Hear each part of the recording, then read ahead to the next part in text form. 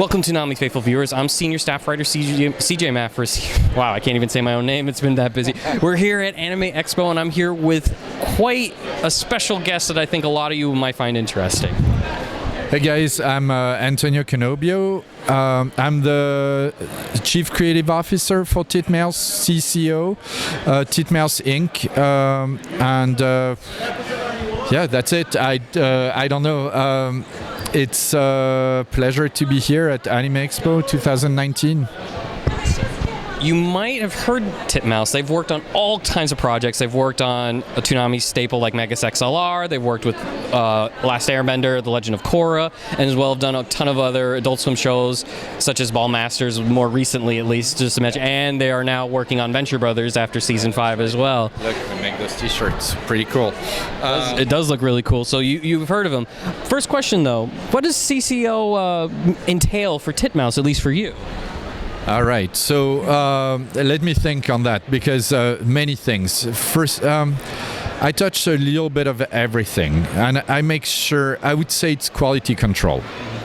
But I go from taking on projects, so deciding what should be made and what shouldn't, to the final picture, and make sure we don't repeat ourselves, make sure the quality of the product is that we put out is as good as what the client bought, and the best we can do as well. So I'm pretty much a gatekeeper when it comes to releasing bad animation. I don't want to do that. Interesting. So one other thing about that, what would you say is a normal day at the office for you, to kind of paint a picture for what a regular day of working in your, at least your position at Titmouse, would be like for those who are curious about the field as well? So it's a regular day. I work anywhere between 10 and 12-hour days, non-stop, and it's starting with because I have to deal. We have now 13 or 14. It depends. It varies on the date, but TV series in production, so dealing with problems on some, with just plain work on others, approving artwork, and making sure things are consistent throughout. So I deal with at least 4 projects a day, I'd say, sometimes more, sometimes less, when I get to focus a little bit, or when a new one's coming in that needs attention, then I focus on that. But that's pretty much it, and making sure, so there's that. There's figuring out dailies, approvals, making sure the artwork goes through, not slowing down the process by not paying attention. So I have to pay attention. And then there's also creating teams of people, like who's going to work well on which series and who's going to work well with whom, because whenever there's a problem, it just slows down the process tremendously. So putting teams together, hiring. I deal with schools as well a lot.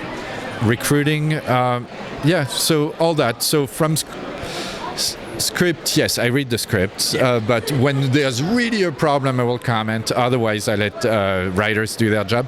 But it's pretty much everything from beginning of the picture till the end that I deal with. And if you don't mind me asking, how long have you been at Titmouse, actually? Since the beginning? Yeah, I've been working with Chris. I've been a partner at Titmouse for... I don't even know, actually. Since the beginning, yes. No. I've been working with Chris for 22 years almost. I've been at Titmouse since 2004. So, and a partner since 2007, I believe. Yeah. Kind of to set a baseline of things that you might have worked on or at least helped out. So I want to be able to kind of be okay, you've been around here. Probably the big one that at least a lot of our fans would like to talk about is Megas XLR. It's still prominent, at least in the minds of Toonami fans, things like that. It's one of the shows that they've really enjoyed. A lot of just the story, I think, resonated with people. They loved the characters. I certainly did. And I'm curious how you felt, or at least feel, when you continually hear people bring up Megas XLR, considering how long it's been since new episodes were even made. Well, I'm going to tell you what it represents for me. That show, we made it at Cartoon Network, so it's not a Titmouse show, even though everybody that worked on it or a lot of the people were by Titmouse, worked at Titmouse, but we made it at Cartoon Network proper. But Chris P, the CEO of Titmouse, actually was the supervising director on it.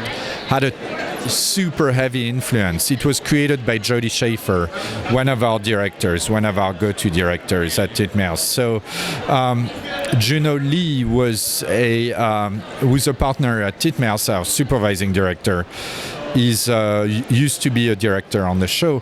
So it is a show that did shape Titmouse. Some of the talent we have now that we still have, that we still rely on a daily basis. I was on it, Juno, Chris, Jody, like you name it. There's quite a few people, and we still love working with each other. And it was the first show I worked on in LA, and it was unbelievable. Like the energy, everybody. The conflicts were good conflicts. It wasn't personality. It was about doing better work. So that's how we decided to keep working. That's why Titmouse happened. Yeah. And I know you guys did the original opening, I think it was, or along that line. It's the title scene, and whatnot. Yes. And then you also did additional scenes in season 1. When you look back on it, as you were kind of alluding to, like it was such a pleasure trying to make it better and better and better. What do you think? Do you think you guys reached that ultimate goal of making it as good as you possibly could? And as an artist, I know that can be very difficult, but I'm just curious how you at least feel now that like the end result is, pretty much in a pantheon of its own of like Cartoon Network shows, and obviously Toonami since it was on there too. I'd be surprised if anybody looked at something they've worked on 16 years ago and was like, oh my God, I can do better. I'm hoping... I wish we could make more and show what we could do with it, because since then we've made shows like Motor City was groundbreaking for us, where we pushed the envelope, and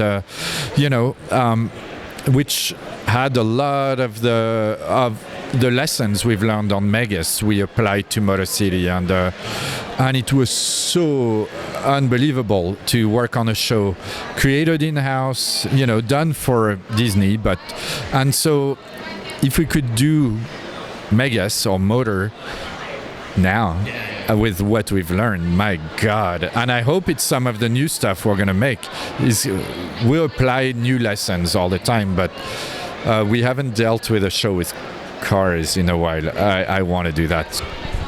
I hope you do too. I hope it gets like some sort of reboot. You can pitch that. I do want to ask one thing about Megas, and if you can't answer, that's fine. Is there any chance that fans could find a way to get it for home media? Is that something with Cartoon Network more so than Titmouse, or is there any like thing that you know about that potentially that you can say, of course? Well, I actually don't know about this, so I don't want to say, but it's in Cartoon Network's hands. Okay. Just like a reboot, Cartoon Network owns the rights. We will have to purchase the rights, or whoever wants to do that. So it's always tied up. Once a network pays for it, if they decide not to do it, you can negotiate, but we're not working on it.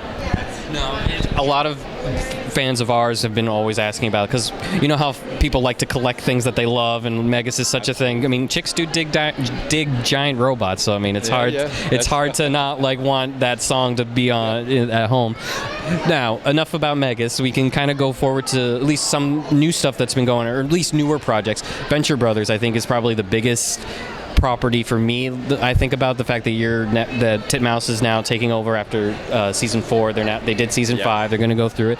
Did you guys feel a lot of pressure with trying to not necessarily do what other companies have done, but just to be able to give fans the same kind of quality content that they've come to assume with Venture Brothers? I think we've done better and better every season, but at least on the visual side, because Jackson Public is so particular about what he wants. As far as creative, this show is figured out. So it was always a challenge to match his vision, because he's so particular. It's those two guys, the two creators, are so like. The scripts are so defined.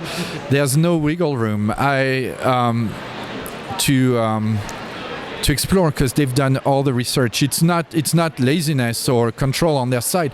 They know what they want, and so on the creative side, they did most of the work. As far as directing, Juno Lee was our supervising director, was the director on this and did amazing work. He pushed the envelope.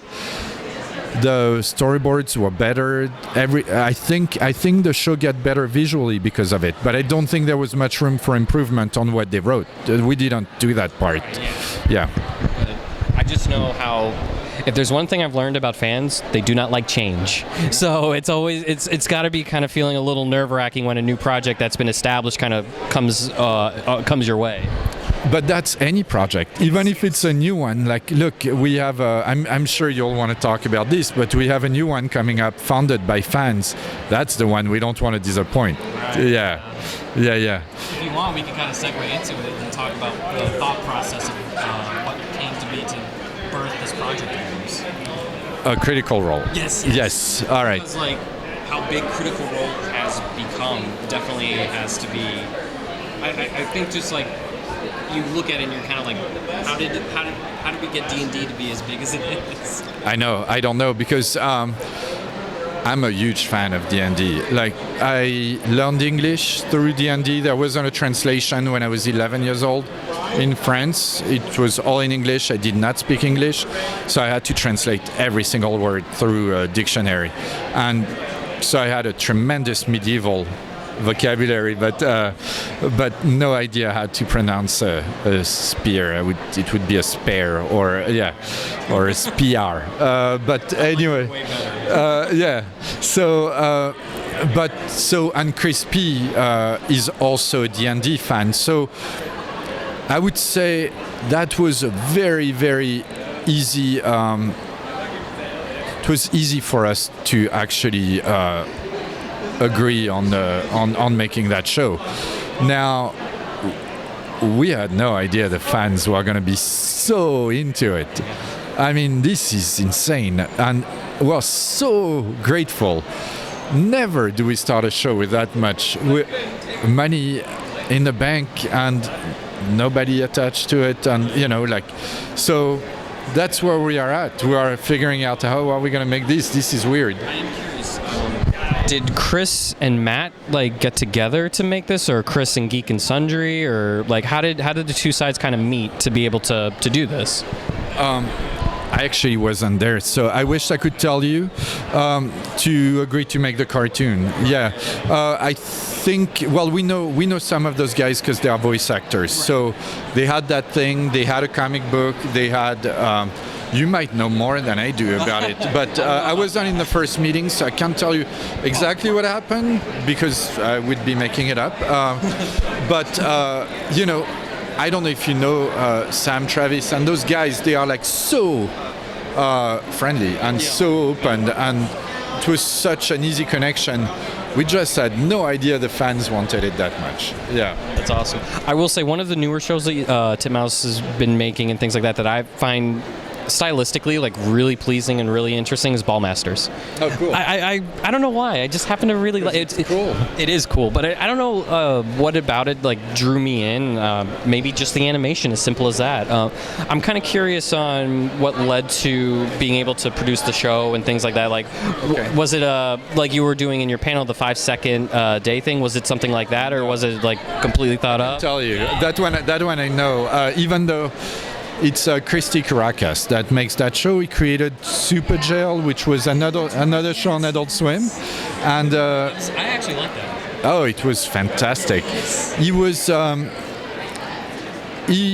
felt like he wanted something new and create something different for himself, another playground to play with. Because Super Jail, he had been doing it for a long time, and he pitched this show to Adult Swim, which was his basic pitch was anime fan art for the art, and that's where it started, and then it develops because Christy can't just let the first idea, and he worked on it quite a bit to get it to that point. But yeah, that was the very first, or for the design side, that's what he wanted to do, and that's why you get something unique, because when you start with anime fan art and you get you get something quirky, and then he pushed it and pushed it and pushed it, and then he started really getting into anime. And I think one of his big influences was Cobra. Which one? Cobra. Oh, okay. Yeah, so old anime and old school stuff, and it works really well. And it's such a fun show. We do it mostly in New York, this show, because he's in New York. Yeah, I think the crew loves it. People leave their jobs to go work on this because there's something great about the violence and all that stuff. That's so cool. Yeah, no, I really like Ballmaster. I remember a few of my colleagues at Toonami Faithful was like, oh, this is a new show coming to Adult Swim. That's going to be kind of something you might want to check out. And I was like, sure. And I was like, oh, wow, I like this. This is interesting. I like it. Something that at least we kind of picked up from Adult Swim is that they're like working on a lot of original programming, and they want more. And I know a lot of Toonami fans are like, yes, bring original content for Toonami. Is Titmouse hoping that they'll get the call to help out with Adult Swim for even more projects than what they've already have, kind of thing? We always love Adult Swim. I mean, it's that's how we started with Metalocalypse. You know, we did. I loved Metal. That was so thank you. funny. Yeah. God, that was so cool. And so that's who we started with. They are one of the networks we love to work with because they really trust the creators. They trust them with their vision. Their guidance is limited to really important things. They don't give notes just to give notes. So it gives you projects that are funny because they are like, and they have a vision, like Ballmasters, or I don't know if you saw Ticktone. It's another one we're doing. It's unbelievable. Unbelievable. If you have a chance to check that out, Ticktone, Tigtone. But yeah, no, there's like I remember hearing about a podcast that Jason DeMarco did, and they're like working on 7 things. So hopefully we'll get to see if like a Titmouse project might be in the works with that. I think that'd be really cool. Yeah. And I guess kind of to wrap it up in a sense is that I was really what I found fascinating and at the Titmouse panel, it was really fun. Sadly, it was a little early, so it wasn't as crowded as I thought it would be. But they showed some really cool stuff. I found the 5-second animation thing interesting, considering what happened with Meow Meow. Yeah. Like, so one of the creators, or the creator of Meow Meow, did a 5-second day kind of event with it to show that Titmouse, I don't know if it's just Titmouse or if it's like a whole bunch of studios. Titmouse. But he made this, and all of a sudden someone's like, let's make this into a cartoon, and now it's going to be on Cartoon Network, which I think is really cool. Yeah. So I was kind of curious if you could like kind of tell the fans about this event and like what started it and how people have kind of, at least your department, kind of like gravitated toward it. Yeah, so 5-second Day was created as a thank you to all our employees. We have quite a few now. We're, I don't know, anywhere between 600 and 750 people, varying. So, but when we started it, we might have been 100, you know. And we decided to, Shannon, Chris's wife, who's one of the owners of the studio, decided to close the studio and ask everybody to do 5 seconds of animation, whatever you want. And we have the receptionist do it, and we have all the producers. You know, we take anyone that works at Titmouse can do one. We even sometimes take some from old employees that don't work there, want to participate. And now we end up with over 2 hours of animation every year because people took it seriously as we did screenings at the Egyptian Theater, as well now doing screenings a little bit everywhere. It's becoming a mini festival, but that takes 1 day supposedly. So cool. And so Parker decided, and he was talking about it this morning, to springboard something. He was like, hey, I have this show idea, what about I do a trailer and we do it together and all that stuff. And he made that trailer that we saw this morning about Meow Meow, and it was funny and witty, and a few years later, after months of development at Cartoon Network, he got his show greenlit, and now we're making quite a few episodes, and they've just been released on Cartoon Network last week. At least one of them. Still, that's pretty cool. I find that so cool. Again, the panel that they did was great. We got to see the Star Wars stuff that were done. The art of that's something that I would love if it could get on Toonami, like the Clone Wars stuff that were on before too. But like I say, like a lot of the stuff that you guys have done, whether it be just like helping out, whether it be an intro or other things, it's a lot of good stuff, and I think a lot of people wouldn't realize that Titmouse's name is under it until it's like they really look into it. Like when I was looking through all the different shows, it's like, oh no way, they did that too. Like it's fun, and I really think I think a lot of fans see the passion that you guys bring to the work as well. At least I think so. Well, we try to, as I said at the beginning, that's a good way to wrap this correctly. We try to not do the same thing over and over again, but we care so much about quality, and we take every project as if it was our own, even though it's more often than not brought from someone else. But we want to do it with pride. I'm going to make a boxing analogy, but we want to leave it all in the ring.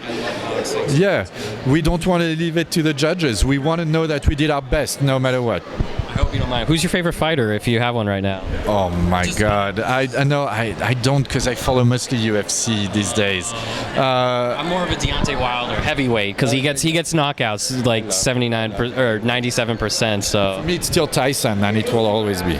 It's hard to beat Tyson in his prime. But guys, I hope you enjoyed the interview. Antonio, this was such a pleasure. I'm really glad I got the chance to talk with you. I hope you enjoyed as well. I hope it wasn't too painful or nothing. Absolutely.